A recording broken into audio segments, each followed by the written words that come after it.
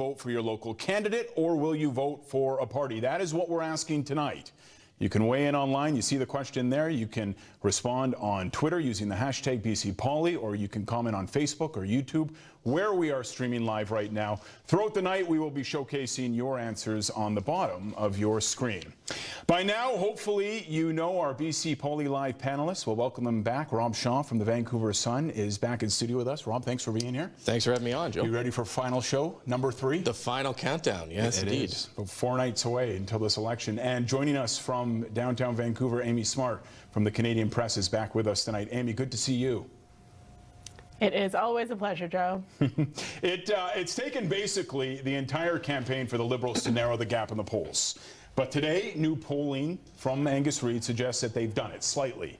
The NDP still have a 10-point lead, but the gap with the Liberals is getting a little bit tighter. Rob, today on Twitter, I noticed that you tweeted out that this is exactly what the NDP want. Why'd you say that? It is the greatest motivator for a party in the final few days of a campaign, fear. And the last thing the NDP wants is to be complacent, take for granted their lead, not get out the vote, not appeal for donations, not spend money on ad buys. And so this gives them the ability to point to all their volunteers and people and say, look, it's time to buckle down. Don't take this thing for granted. And without that, you end up in a situation where maybe the party lets its foot off the gas and kind of drifts through the vote. Couldn't it also work the other way? Some concern for the NDP and maybe a little more added motivation for the Liberals? Hey, we're finally gaining some ground here? It could, but the Liberals have had zero momentum this entire campaign. So if they think they've suddenly done something to garner it now, they have not. Amy, let's get you in here. We've seen the NDP target the Greens in this final week. Yesterday, Horgan was in Adam Olson's riding of Saanich North and the Islands. Today it was Adrian Dix. He was in Sonia Furstenau's riding.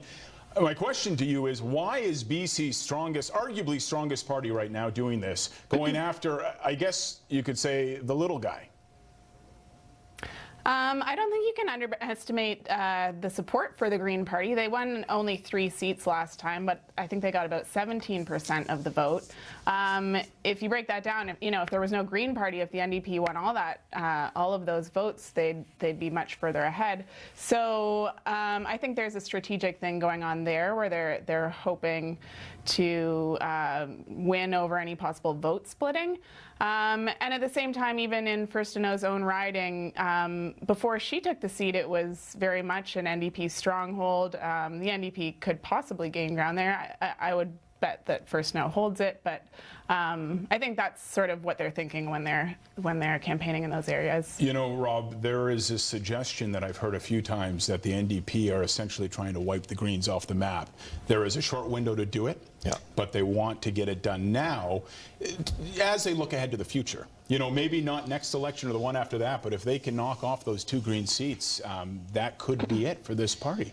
Yeah, the NDP, if you believe the polling, don't need these seats to win. What they're trying to do is take an enemy off the map, eliminate them from existence, and make sure that the center-left vote, what they like to call the progressive vote, never splits again. And Amy was right. That vote splitting is what worries New Democrats. The idea that the center-right, the Liberals, have always been so strong that if you divide the center-left, you end up allowing the Liberals to win. So it's about making sure that no Greens appear again. It's like weeding your garden. You're going to pull them all out. You're going to hit them with some pesticide afterwards, because you do not want the Greens coming back, mowing your lawn on environmental issues, or trying to siphon away environmental voters. You want to give them one choice, and that's the NDP. Or letting the party continue where Sonia Furstenau left off on that debate. I mean, last week when we were here talking, Sonia walked away as the clear winner. And, you know, later in the show, I'm going to ask you guys to identify your highs and lows.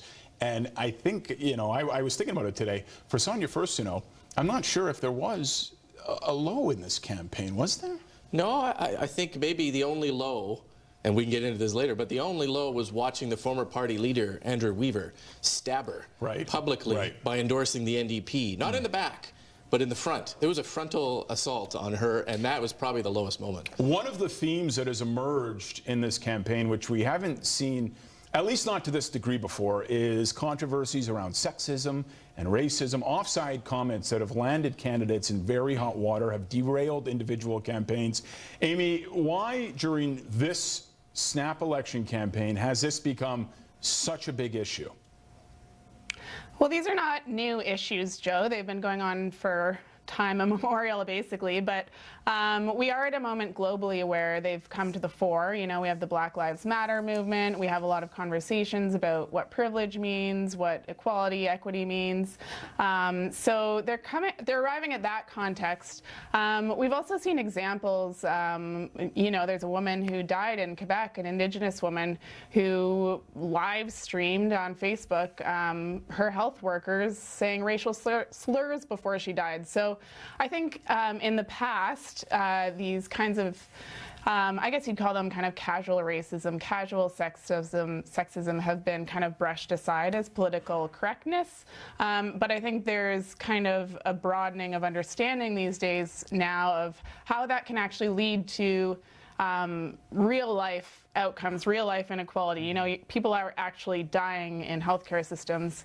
It's not hard to make those links. And when you see leaders who potentially don't understand their privilege, if you see candidates expressing casual sexism, casual racism, I think people are starting to take that a little more heavily now in terms of the responsibilities they have to have, you know, their policies reflect a much more equitable world. Care to comment on that? No, I agree with everything Amy said. This is about us trying to understand some things that have occurred in the United States here, Right. put that lens onto this province, and test our leaders in a way we've never tested them before on some questions they've never had. Yeah, we saw that in that last debate, that question on white privilege. I mean, I think that's still on many people's minds.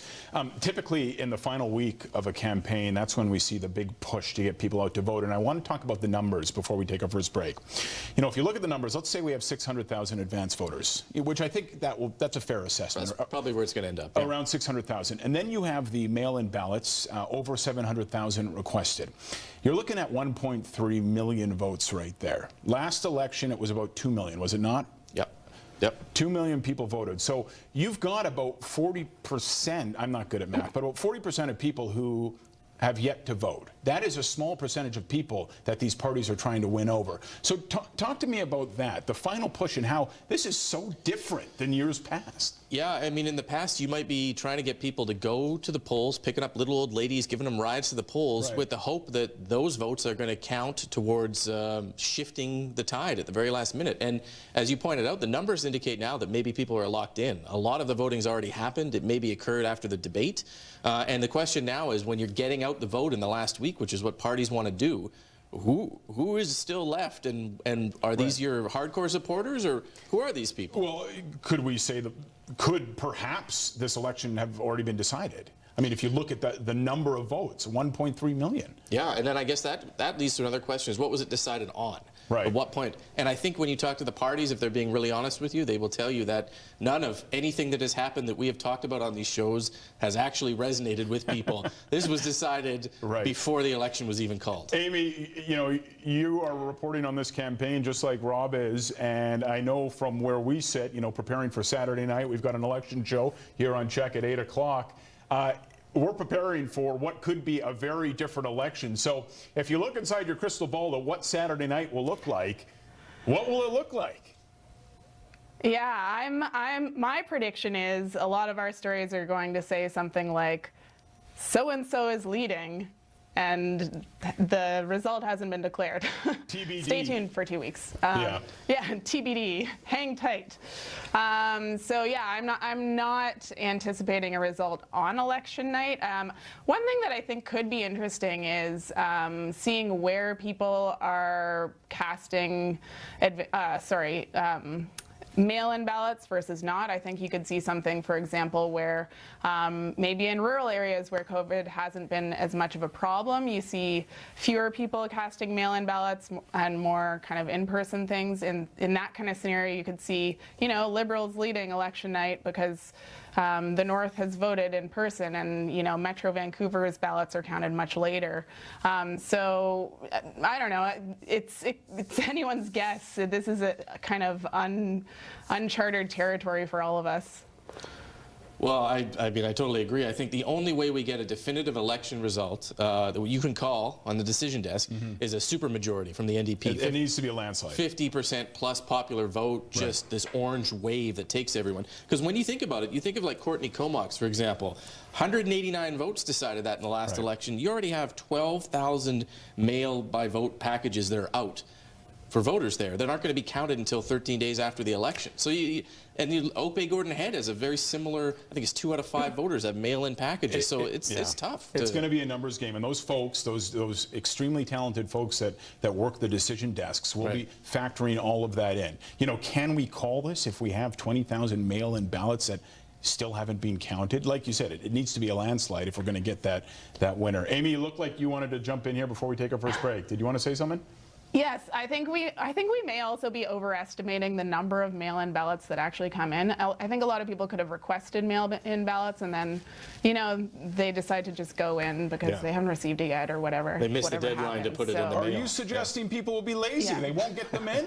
What are you suggesting? Could be. No. I think they're being proactive by going to vote even though they requested a mail-in ballot. Well, it's funny, you know, I've always liked to vote on election day, and this election I feel like I am well in the minority. Like I feel like parking will be no problem. I'll be the only one in there, and I'll be looking around going, aren't we doing this? We're not voting on election day anymore? This could be, actually, real quick, do you think this is the future of elections? Do you think we could see mail-in voting perhaps be the only option at one point? Maybe not the only option, but not this way though, because it was so early. People didn't even know the name of their candidates. Right. And there will be a number of spoiled ballots we have to deal with by the end of the election. We have to take a break. We'll be back. We'll continue the conversation. We will also have later tonight a commentary, our third commentary from the Jack Knox from the Times Colonist. We're back after this.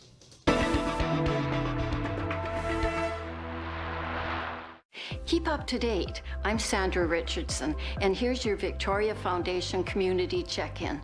Blue Ridge Theatre presents Dracula, October 29th, 30th, and 31st. Tickets both in person with all precautions in place or live stream online.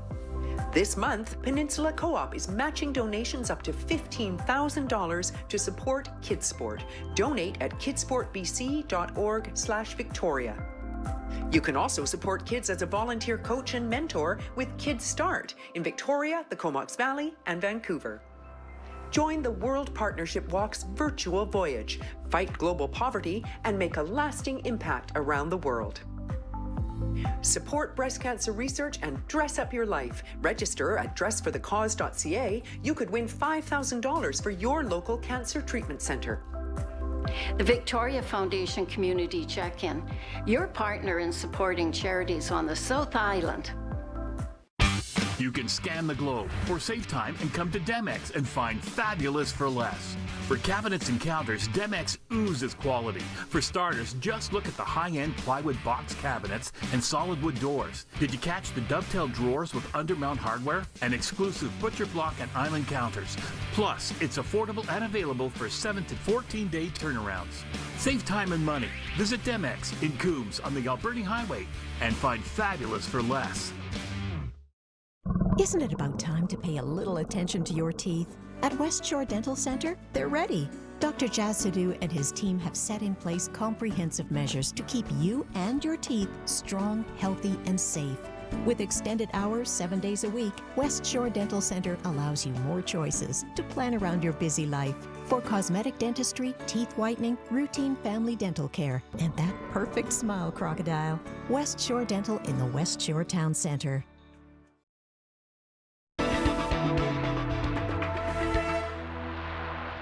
Welcome back to BC Poly Live. It seems like every night we have this show, which has been 3 nights, this is the third, that is the night and the day that Liberal leader Andrew Wilkinson decides to talk about being a doctor. We saw that again today. Have a look at this clip. And secondly, as we go into a pandemic, I like to think it'd be helpful to have a medical doctor in the Premier's office talking to Dr. Henry about the best way to do things as we move forward. You know, I'm curious, is this strategy? I mean, we heard this during the debate. Here we are in the final stretch, and Andrew Wilkinson's been in politics a long time, and I don't know if I knew he was a doctor before last week. It's too little, it's too late, and it's too tone deaf. He doesn't hit the right... Look, it should be the greatest asset you could possibly have, being a doctor in a pandemic election, and yet somehow he comes across sounding like he's giving you a really uncomfortable exam that you don't want, right? It's like, I don't want Andrew Wilkinson being my doctor. He hasn't quite landed that, and unfortunately, people don't look at that and say, I'd really like that guy to be premier. Amy, someone is telling the Liberal leader that this is a good idea within the party. Do you think that it's working with voters, that they want, you know, a premier to discuss strategy, health strategy with Dr. Bonnie Henry and be part of that discussion? I think that's very dangerous territory to tread on. I think, you know, we've seen a lot of leaders around the world gain praise for not stepping on the scientists' toes.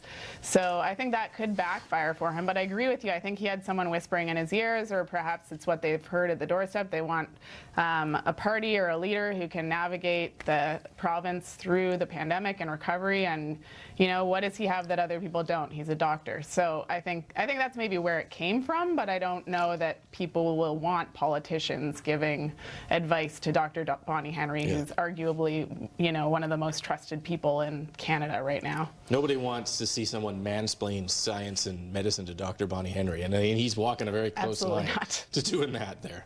All right, we've got about 5 minutes. Let's play a game. We'll call it the highs and lows. Each of the leaders have had wins during this campaign. They have had moments that I'm sure they would probably like to do over or have back. So let's go through the leaders here and identify their highs and lows. Amy, we'll start with you. You've been covering the Liberal campaign for a while. So Andrew Wilkinson's highs and lows.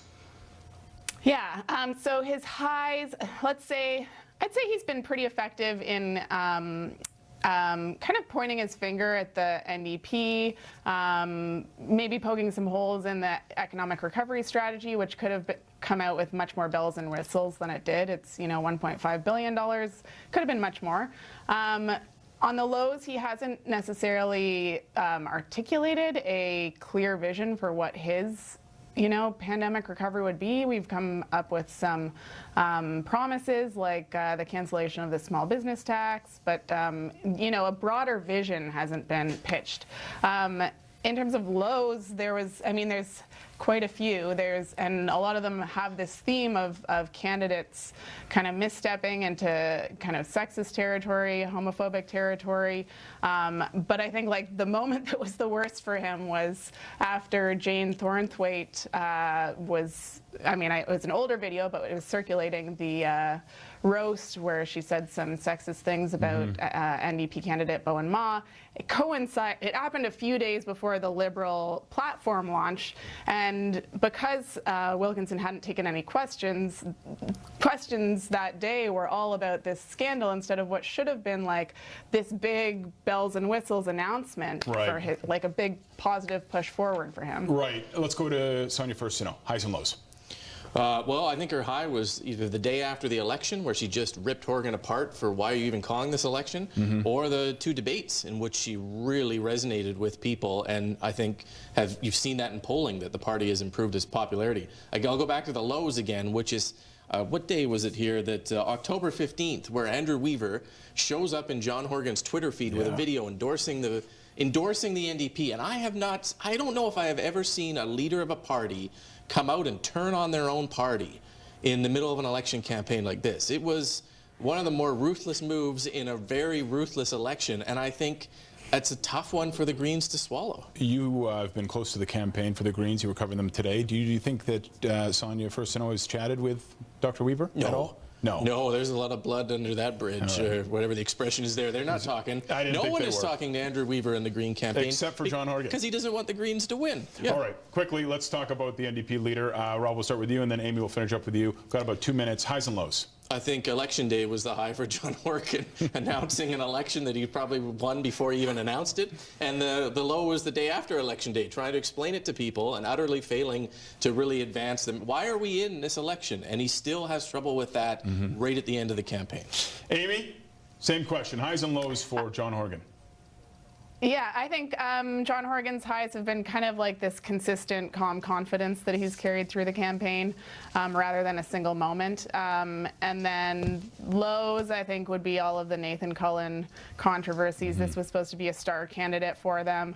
They kind of steamrolled past this Indigenous woman candidate, despite this equity policy mandate they allegedly have. And then, it came back to bite them again recently when he was caught on a hot mic kind of making fun of another Indigenous candidate. So, yeah, that's where we stand. I think this could easily be a 1-hour show, but we have 30 minutes and we're tight for time. So we're going to leave the conversation there. Rob and Amy, we thank you so much for being here. Just like the snap election, this was a bit of a snap show, but we wanted to give viewers some analysis on this election, and we felt that we could do it here on CHEK through BC Poly Live. So thank you to both of you.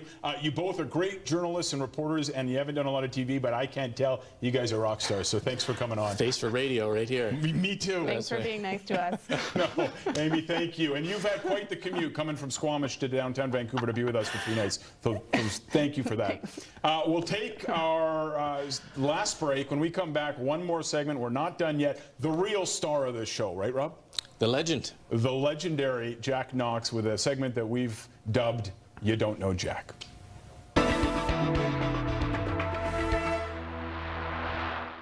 Ooh, the Lotto 649 jackpot is 11 million. I'm getting out tickets tonight. You guys want to pick some numbers? 40. All right.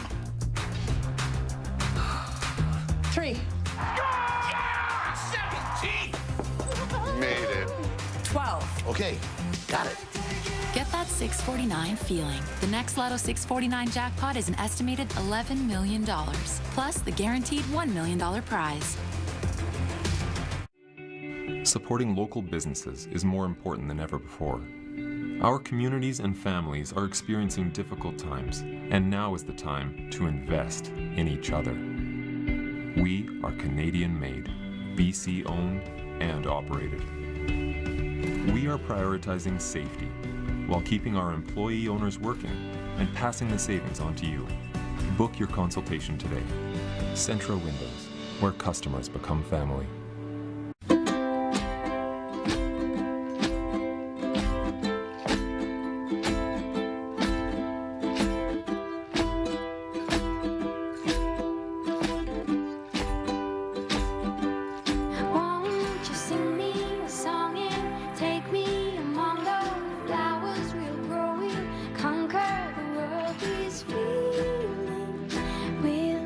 Barclays Fine Jewelers, experience jewellery the Barclays way.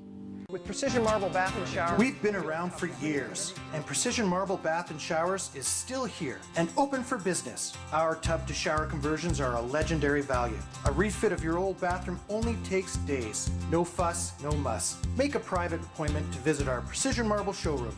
You can see the quality for yourself. Custom manufactured right here in Victoria. That's how we can offer a lifetime warranty. Precision Marble Bath and Showers. We're open, following health protocols, and ready to refit your bathroom. The greatest gift that we could ever give to anyone is to show that we want to listen, they have a voice, and that voice is never forgotten or never disregarded. No matter how old they are, we have the heart, we have the care, and we have the compassion. We want to give you that peace of mind.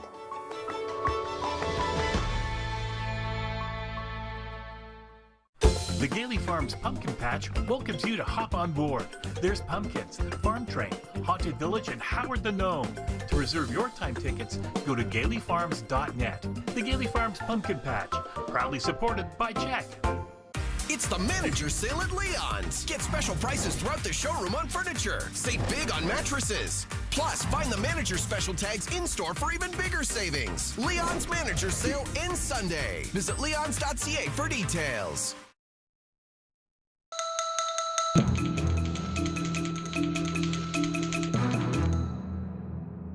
Okay, there's just 4 days until the election and you still don't know what to do. No worries, here are 3 reasons to vote for or against each party. First, 3 reasons to vote NDP. 1, after 3.5 years of John Horgan's leadership, British Columbians know exactly what to expect. 2, in the pandemic, the New Democrats have been smart enough to get out of the way and let Dr. Bonnie Henry run the show. 3, if BC votes them in again, Jason Kenney's head might actually explode. 3 reasons to vote Liberal. 1, experience. They ran the province for 16 years. 2, they have a clear vision for BC. 3, Andrew Wilkinson's a doctor, as you might have heard in the debate. 3 reasons to vote Green. 1, in a minority government, they could be a safety valve if Horgan or Wilkinson goes off his nut. 2, they have a clear vision for the land they love. 3, climate change. 3 reasons not to vote NDP. 1, after 3.5 years of John Horgan's leadership, British Columbians know exactly what to expect. A snap election. 2, Dr. Bonnie ain't running for the NDP, so don't confuse the two. 3, if we vote them in again, Alberta might declare war. 3 reasons not to vote Liberal. Yeah, they ran the province for 16 years. Remember the HST fiasco, the quick win scandal, the wood splitter? 2, they have a clear vision for BC, all right, and it looks a lot like 1986. Not to say they're stuck in the past, but I'm pretty sure their campaign bus is a K car, which brings us to number 3. They've run the worst campaign since the Germans at Stalingrad. I've seen Westphalias with bald tires get more traction. Finally, 3 reasons not to vote Green. Well, there's not going to be another minority government. The Greens are going to end up with less power than East Souk after a windstorm. 2, they have no hope past hope. They're like lacrosse, somewhat popular on the island, but unknown in most of BC. And 3, they might have a clearer vision for the land they love, but that land is Narnia. So there you go. Nobody's perfect. Good luck, and remember, if you don't vote, you can't complain.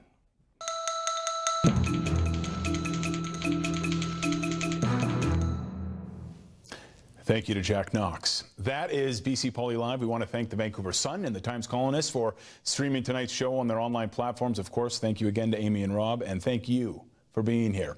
Election Day is this Saturday, and at 8 p.m. right here on CHEK, we will have our live election results show. We hope you join us for that. Until then, Andy Neal will be in at 10 o'clock tonight with CHEK News at 10, and we will see you soon. Good night.